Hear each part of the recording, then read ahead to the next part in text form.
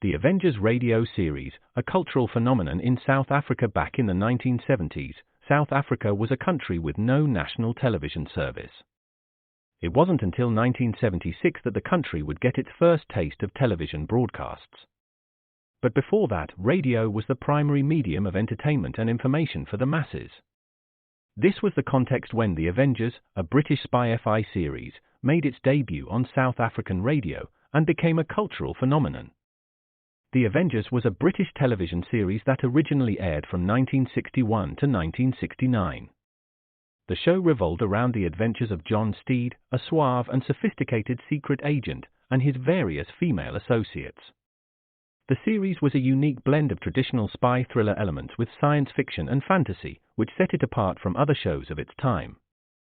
While the series was hugely popular in the UK and had also made a significant impact in the American markets, being one of the rare British series given a network transmission slot, it was virtually unknown in South Africa.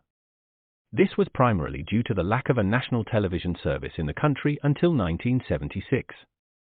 However, as a film series, The Avengers was able to gain some exposure in South Africa through film rentals. But it was the launch of the radio series that truly brought The Avengers to the masses in South Africa. Come and listen at www.myclassicradio.net.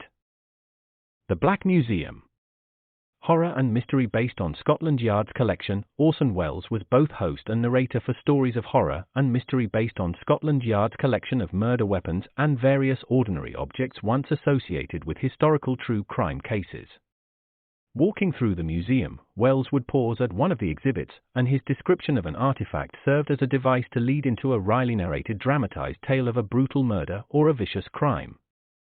In the United States, the series aired on the Mutual Network between January 1st and December 30th, 1952.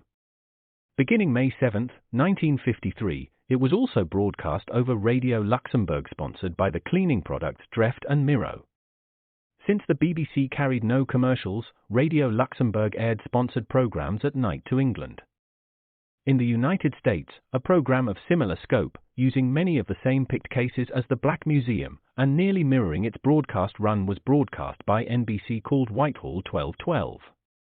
The two shows were different in the respect that while Whitehall 1212 told the story of a case entirely from the point of view of the police starting from the crime scene, the Black Museum was more heavily dramatized and played out scenes of the actual murders and included scenes from the criminal's point of view. Come and listen at www.myclassicradio.net. Another cup of Maxwell House coffee, George? Sure. Pour me a cup, Gracie. You know, Maxwell House is always good to the last drop. And that drop's good, too. Yes, it's Maxwell House coffee time, starring George Burns and Gracie Allen.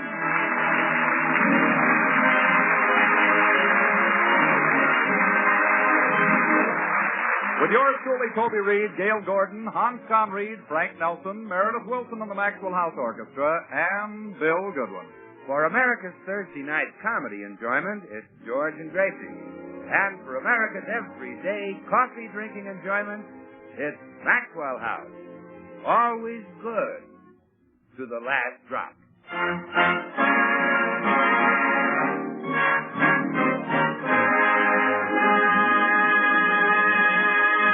Well, as we join the Burnses today, we find George walking slowly home from the cigar store, accompanied by his friend, Bill Goodwin.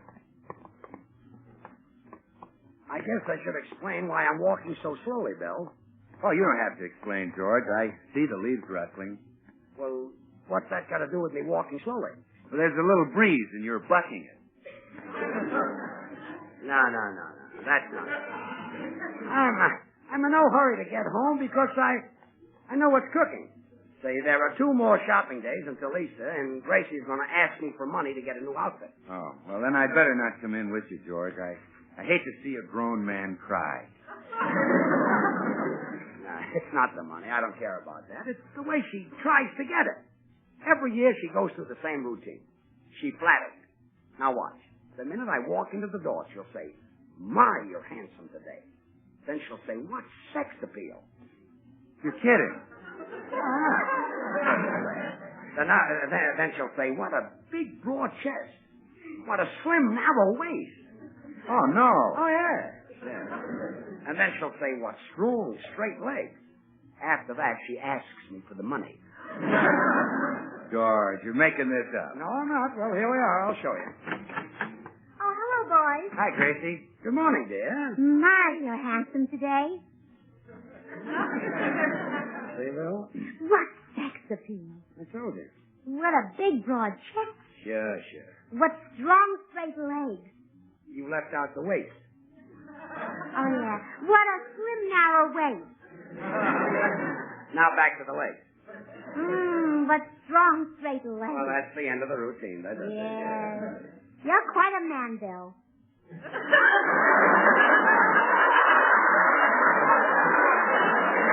I wish George had a figure like yours. Huh? What's wrong, dear? You look confused. I am confused. I thought you were saying I had sex appeal. Oh, well, you have, dear. Hasn't he, Bill? Sure. Stop laughing. George is loaded with sex appeal. Yeah, he's a dream. He is. Look at him. I'm looking. Break it up. Spread out. Anyway, Gracie, I'm glad you didn't try to flatter me this year into getting an Easter outfit. Easter outfit? Sure. Sunday is Easter. My goodness, I'd forgotten it completely. George, I'll need $100 right away. Nothing doing. No money, huh? No money. My, you're handsome today. We're back. What sex appeal? I missed the boat, It huh? sailed without you.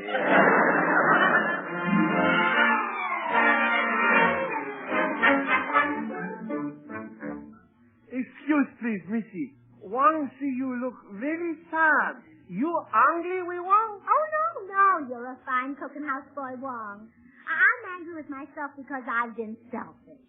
So? Yes. Every year I buy myself a nice new outfit so I'll attract attention in the Easter parade. But what does Mr. Burns get to wear in the Easter parade? Nothing. Then he attracts more attention than you. No. I mean, he has to wear an old worn-out suit. And it isn't fair. Well, by golly, this year I'm going to get him a new suit and I'll wear something old. I'll just wear that old dress I bought yesterday. Missy make a big sacrifice. Well, Mr. Burns is worth it. The way he works and slaves. Why, every week he has to stand in front of a microphone for a half hour holding that heavy script. Mr. Burns walk like a dog. Yeah, you bet. And he's so kind and unselfish. In the morning when our bedroom is icy cold, does he let me lie there and freeze? No. He lets me go down and fire that nice warm furnace. Mr. Burns very kind and generous, too. Never locked up cigars. Oh, do you take a cigar? Sure. One sneak down the basement and smoke them. Oh, you don't have to hide. George doesn't mind if you like his cigars. One don't like a cigar. Smoke them in basement to kill rats and mice. Oh, I'll answer the door, Wong. Oh, hello, Mr. Judson. Howdy, little lady. What's new? Well, Sunday is Easter, and I'm going to surprise George and buy him a new suit. Will you join him in the Easter parade? Well, now, I can't decide whether to spend Easter here in Hollywood or go home to Texas. Oh, spend it in the sunshine where the flowers are in bloom, and where you can parade with the world's handsomest men and the most beautiful women. You told me I'll go home to Texas. But I was describing California. Why, it's beautiful here. On a clear day in Los Angeles, you can see Catalina. Well, now, that's something I sure would like to see. Catalina? No, a clear day in Los Angeles.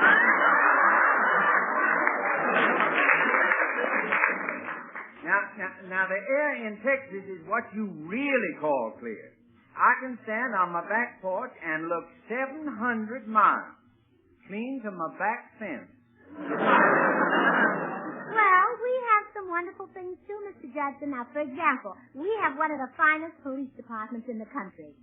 Do tell. All right, I will. One night, some burglars broke into our house, and the dog barked and woke us. Well, it wasn't 2 minutes until the police arrived and gave us a summons for having a barking dog. A summons for having a barking dog. I like that. Oh, hello, Mr. Johnson. Oh, howdy, little man. Mr. Judson and we're having a little friendly argument, George. He doesn't think much of our state. Well, he just hasn't seen the wonders of California. The orange grove, the winery, the old mission. Oh, yes, and he should have been at Capistrano the other day when the swallows returned. Yeah, now there's a romantic thing, Mr. Judson. No one knows where those swallows go in the wintertime. Well, they don't go to Texas. How do you know? If they did, they'd never come back to California. Mr. Judson, maybe you're crazy about Texas because that's where you made all your money. All my money? Well, I only got a piddling $32 million. I thought it was $31 million. Yeah, well, now, we had a little hard luck down home. Something happened. Yes, it did. My wife was out in the backyard cracking some ice to put in Grandpa's julep. The ice pick slipped off the cake of ice, stuck into the ground, and up come another darned oil well. You call that hard luck? Grandpa had to drink his julep warm. Poor old man. Yeah. Well, I got to be running if I'm going to spend Easter in Texas. Goodbye, little lady. I hope that old rabbit lays some nice eggs for you Sunday. Oh, George isn't on the radio till Thursday.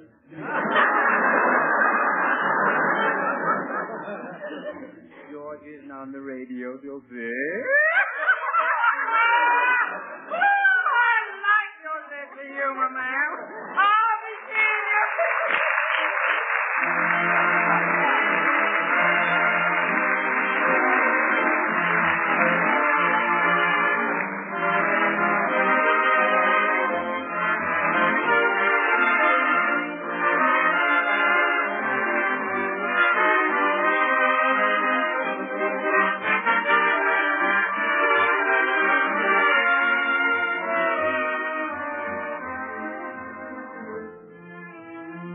April Showers. Why, Meredith, you're playing George's favorite song. Only this happy melody is everybody's favorite. April showers are nice to sing about, but let's hope they don't come a few days early and spoil our Easter parade. Yes, indeed. For all America is looking forward to a pleasant stroll this Sunday, gaily decked out in cheerful spring finery. And across our land, every Fifth Avenue, yes, and every Main Street and Elm Drive will have its own gala Easter parade. For the tradition of bright new Easter bonnets, along with egg-rolling contests and little gifts for the children, are all a happy and friendly part of each year's Easter Sunday American scene.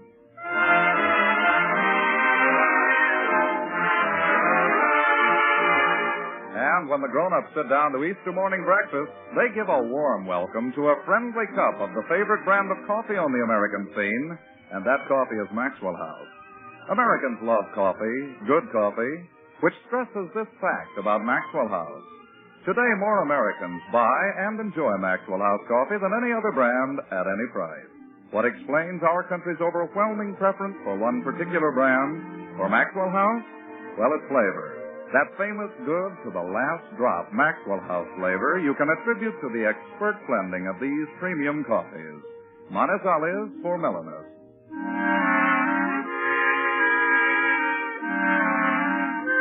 Netherlands for richness. Other choice coffees for robust vigor. And Bucaramangas for fine, full body.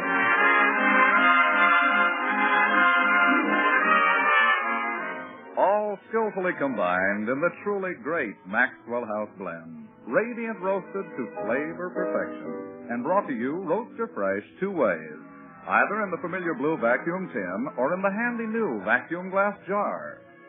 At breakfast tomorrow, you'll drink coffee. Then why not enjoy America's favorite brand? Why not enjoy the best in coffee drinking pleasure for just a fraction of a penny more per cup than the cheapest coffee sold? Tomorrow, ask for Maxwell House. Always good to the last drop.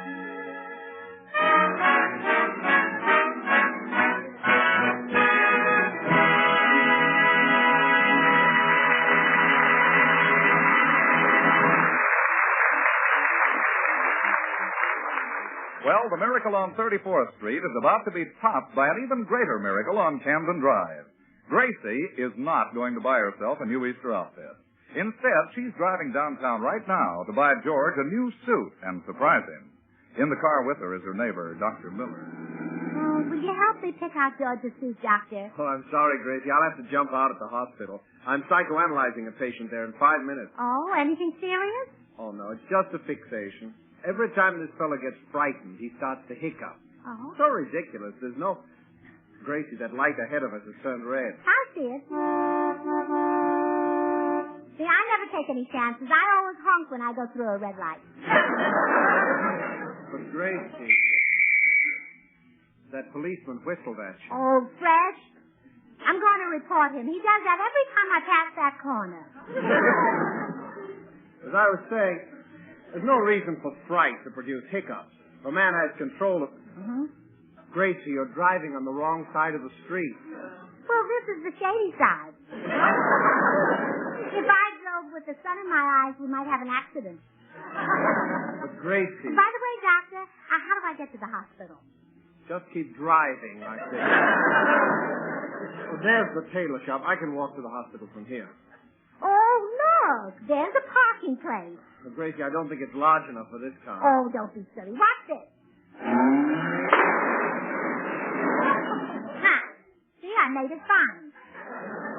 Oh, all that fender reminds me. I must get George's trousers with plenty of pleats. Well, see you later, Doctor. Goodbye, Gracie. Thanks for the lift.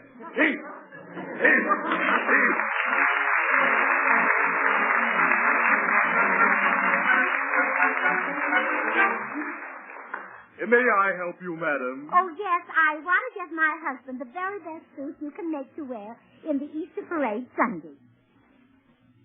I'm willing to go as high as $20. Well, the cheapest suit I make is $100. $100 just for a man's suit? Why, that's almost as much as I pay for a hat. But my suits are handmade from the very finest imported fabric. Oh, well, all right, I'll take one. Good. Now, first you pick out the bolt you like, and I'll use that for his suit. The bolt?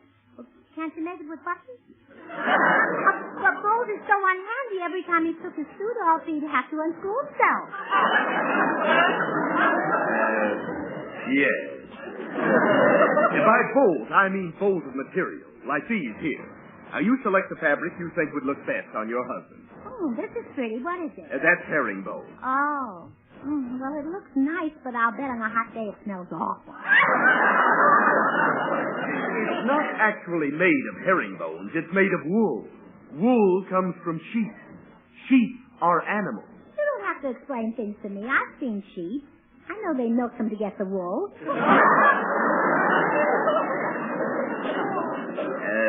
Yes. Madam, perhaps you'd better send your husband in and let him pick out the material. Oh, no, I can't. This suit is going to be a surprise for him. Well, then how can I get his measurements? Oh, yeah, that is a problem. I know. You come home with me, but don't let him see you. Then I'll take your tape measure and go in and ask him to dance. And while we're dancing, I'll take the measurements and call them out to you. Well, it's a little unorthodox, but business is slow. I'll do it. Oh, good. Now, just one thing. When I give you his height, subtract 2 inches. He's taller when he dances. Why? He stands on my feet.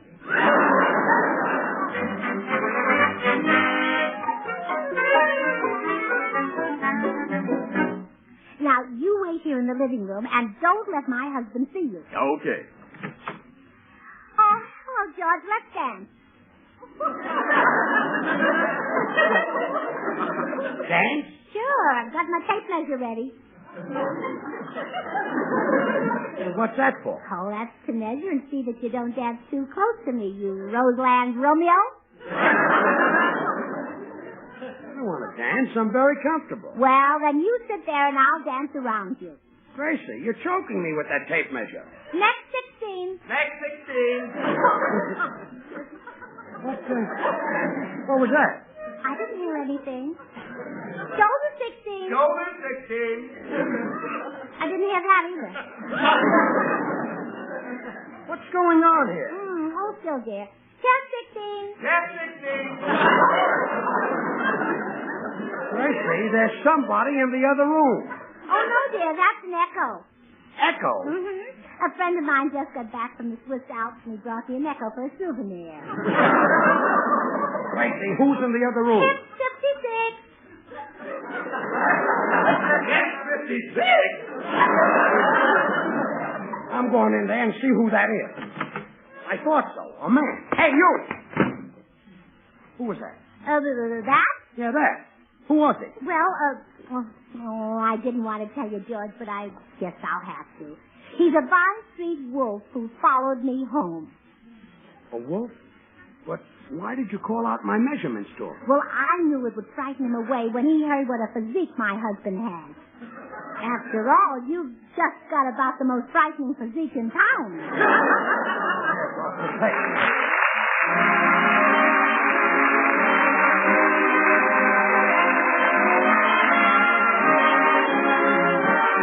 Here's Meredith Wilson and the orchestra.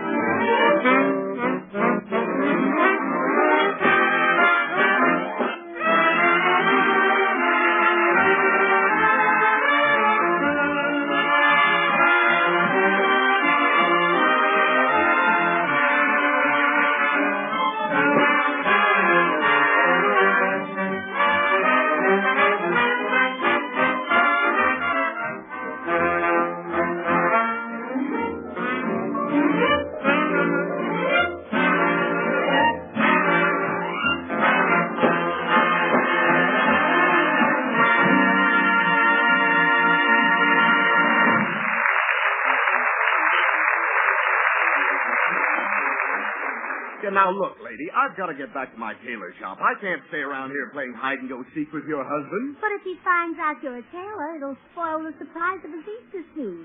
You just hide here in the bushes till I get the rest of his measurements for you. Let's guess at them. How tall is your husband? 5 feet 10, or 4 feet 2 in a stocking feet. He's only 4 feet 2 in his stocking feet? Well, yes, he always sits down when he takes the shoes off.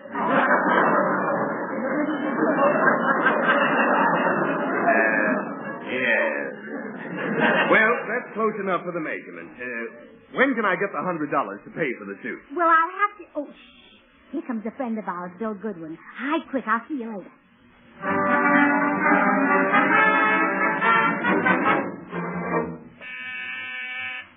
Come in. Hi, George. Hey, there's a guy hiding outside in the bushes. Friend of yours? That's the guy who followed Gracie. Huh?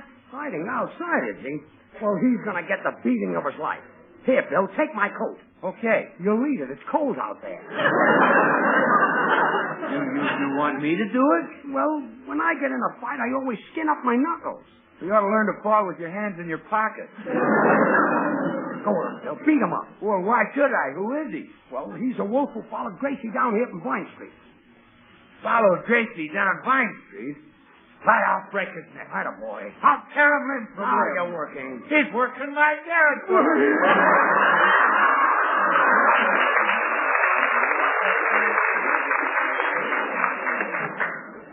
Oh, hello, Bill. Hi, Gracie. Bill's going to beat up on that wolf who followed you home. Oh, no, Bill, you mustn't. Why not? Why not? Yeah. Well, he's very big and tough. Well, I can take him, Gracie. Sure. Bill wrestles 3 nights a week. Yeah, but this is a man.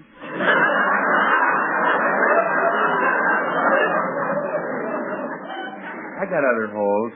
Well, get out there and tear that wolf to pieces, Bill. Don't be a coward. Oh, wait, Bill. Wouldn't you rather just stay here and have a nice hot cup of Maxwell House coffee? Go on, Bill. Get him. What a spot. If I say yes, I look like a coward. If I say no, I look for a new job. Well, there's only one decision a red-blooded he-man can make. Attaboy. I'll keep my job and stay here. Call that decision red-blooded? Well, if you don't eat, you get anemic. Oh. Besides, George, who can resist Maxwell House? It's the very best in coffee-drinking pleasure, yet it costs but a fraction of a penny more per cup than the cheapest coffee you can buy. Make 3 cups, Gracie. 1 for you, 1 for George, and 1 for me. Bill, the wolf outside, remember? Well, okay, make it 4 cups, Gracie. No one should be without Maxwell House. You know, with more than 1,000 brands to choose from, more people buy and enjoy Maxwell House than any other brand of coffee in the world. I'll go right out and make the coffee. Bill, you're not going to give that guy Maxwell House coffee. By golly, you're right, George. I'm going to open that door and tell him a few things. Right. Hey, you! Yeah, what do you want? You take cream and sugar in your coffee? Well, of course, Maxwell House is delicious with or without. And it comes to you roaster fresh 2 ways now. In the familiar blue vacuum tin or in the handy new vacuum glass jar. Hey, look, what goes on here? Do I make the Easter suit or not? Easter suit? Who are you? I'm a tailor. A tailor? Sure. Your wife ordered an Easter suit, and I'm waiting for my $100. After I told her no Easter outfit. I'll bet she's scheming right now to take me for the money. Well, the deal's off, mister. Now scram. Hey, well, what are you so excited about, George? Nobody's going to take me for 100. Well, of course they're not. You don't look a day over 90. Go.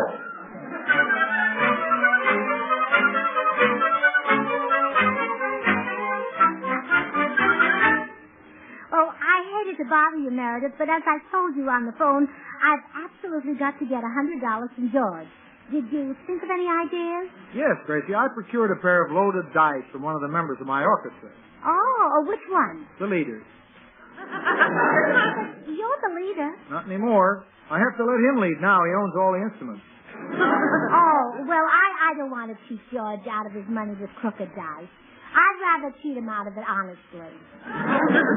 Well, why don't you tell him you need a tonsillectomy? Yeah, I'll tell him they're having a sale on them at the May Company. Gracie, a tonsillectomy is an operation. That's just the thing, an operation. But Meredith, we'll be subtle. We'll pretend to hide the news from George, and that'll make him more interested. I catch on. He's in the den. Let's go to work. Oh, Meredith, come in and close the door. We mustn't let George know that I'm in desperate need of an operation. Gracie, you're right. Why, if that warm-hearted, generous man found out, he'd mortgage his home to get the $100 for the operation. Yes. What's all this? Oh, George, you're here. You heard. No.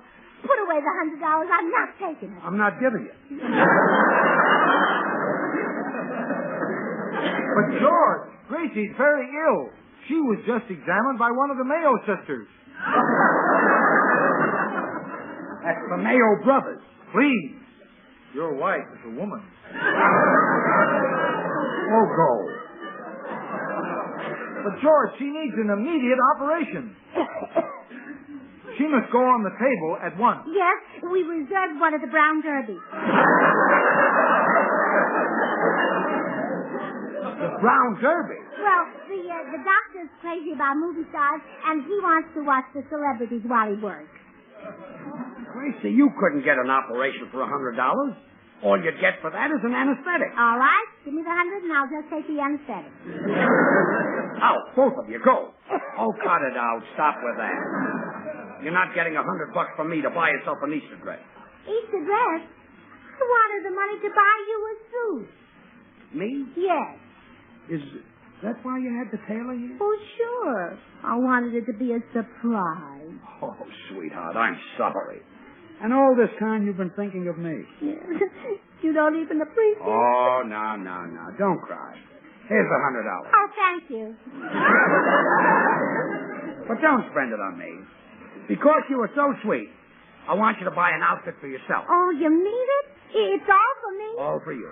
Oh, I must make a note of this. It may work again next Easter.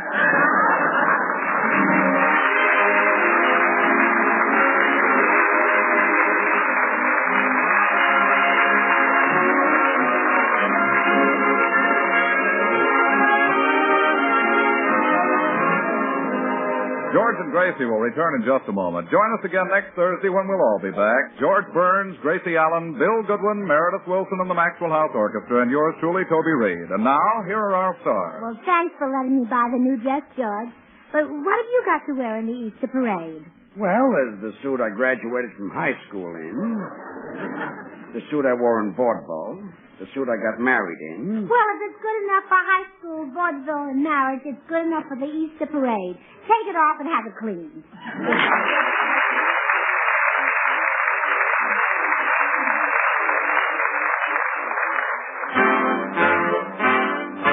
Good things. The easy way. You like good things the easy way? Then get instant Maxwell House coffee. So good. So good. True coffee flavor and fragrance, because Instant Maxwell House is not a so-called coffee product. It's all pure Maxwell House coffee in instant form. And so easy. So easy. Instant Maxwell House means great coffee instantly in your cup. No fuss, no muss, no bother. Today, try Instant Maxwell House. Instantly good to the last drop.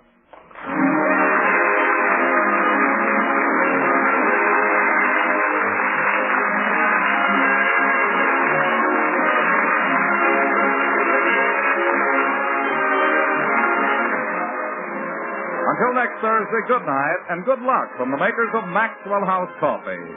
The George Burns and Gracie Allen Show is written by Keith Fowler and Paul Henning. And now, stay tuned in for Noah Webster Says, which follows immediately over most of these stations.